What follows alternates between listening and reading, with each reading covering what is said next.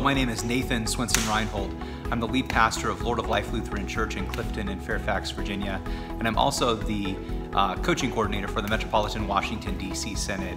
I've been in this particular post now for about 2.5 years, and in that amount of time we have trained up 24 coaches, 21 who are actively deployed, both clergy and lay, and they are now involved in 45 active coaching relationships throughout the Synod.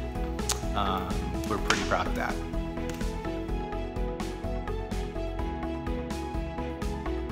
I'm passionate about coaching mostly because coaching and mentoring have been such an integral part of my life. They have meant nothing less than transformation and empowerment for me in this life of ministry. And in a ministry life that's full of conflict and hits and distractions and all of the stuff that comes with life, coaching has kept me focused and on target. Has allowed me to be much more like a duck in my leadership, shedding the stuff that's not important and tackling the stuff that is on a more regular basis. And I know what it's done for me, and in my own coaching life with others now, I see what kind of empowerment it offers them and how it changes their ministries and their lives and helps them focus on what's wildly important and helps them generate wins, both big and small, towards the things that are most important to them. And that's a heady, beautiful, wonderful thing. I don't think we can undervalue just how important passion is. You know, I think with any sort of movement, you need to have people gathered around it that are passionate about what it's doing and want to see it through. And so passion, my passion and the passion of the people that I work with has been central to making this successful. In this context, the thing that has given this movement afterburners has been a supportive Synod office from the very beginning. Our DEM, Phil Hirsch, who's my boss and my partner, as well as the other assistants in the office and our bishop, Richard Graham, have taken coaching and run with it and made it an active part of their own synodical life.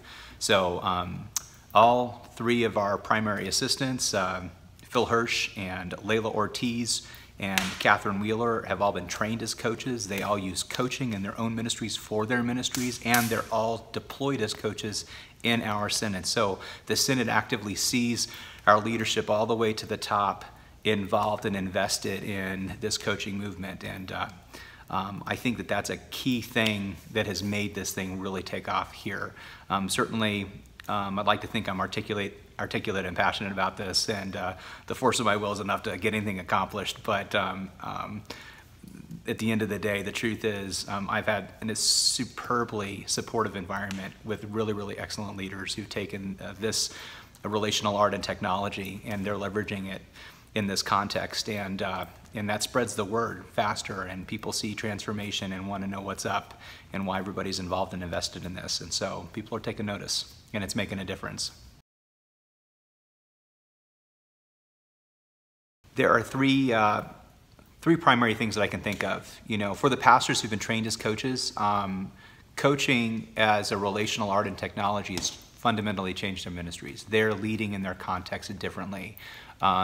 They've learned how to take on a developmental posture with others, and they're doing that with both their lay leadership teams and lay leaders in the congregation. And I think that's significant because none of our seminaries are training us on how to empower people towards ministry. And coaching is a relational art and technology that fundamentally gives us tools for empowering people towards life and ministry. And I think that shouldn't be lost on us. In this context, I'm seeing that in all of our coaches. It's changing how they do ministry and the kind of results they get and how quickly they get them, because they're developing leaders who are helping to shoulder the load of mission and ministry in their context. And so we're seeing congregational growth in some really dynamic and vital ways. And I think that's a beautiful thing. We were raising up coaches for the sake of coaching others outside of congregational context, but perhaps the best benefit has been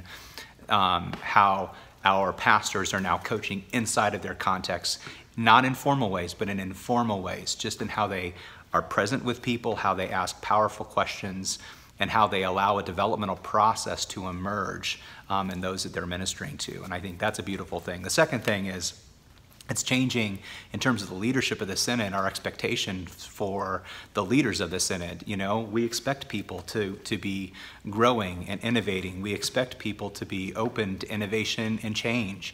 So it's changing our sense of expectation for what's possible for people.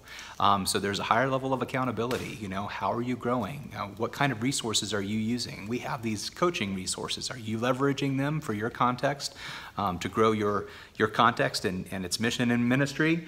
And I think that's a powerful catalytic thing to be able to say. Not only do we expect you to be growing and vital, but we've also got resources to give you. And I think that begins to change the soil of a culture. And I think the third thing is just as impactful and powerful as the others. And that is, as we're bringing leaders into the Synod, I know that those who are responsible for finding pastors to come into the Synod are telling them at the outset, listen, we expect you to be in a posture of ongoing growth and transformation. And if you're not teachable, you need not apply. It doesn't matter how much the congregation wants you. The reality is we need teachable leaders, teachable pastors, because none of us has all of the tools necessary to lead the congregations that we're tasked with leading today. We need the additional resources of one another, of coaching, of mentoring, to get done what God needs us to get done in this 21st century post-everything world.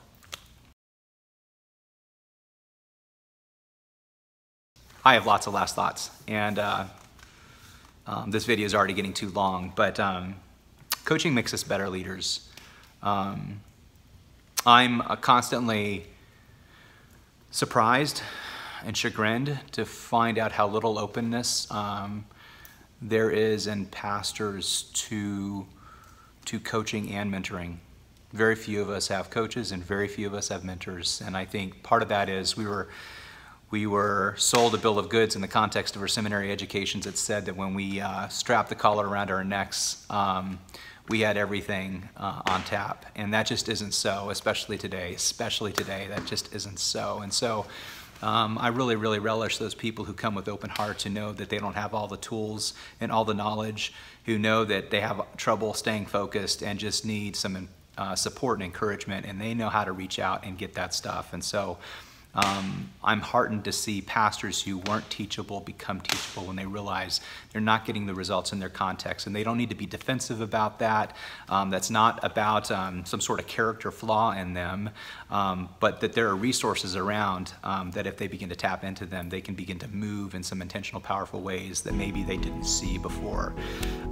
I think another thought is we can change the expectations for our leaders, and we can do this as a grassroots. We can do this as a peer group, leader to leader, and say, hey, how are you growing? And what kind of resources are you using? How are you challenging yourself? You don't have to go this alone. And I think that that's an important thing. And I think Synod offices can start doing that too. They can begin to utilize this stuff in their own context for their own focus, growth and development.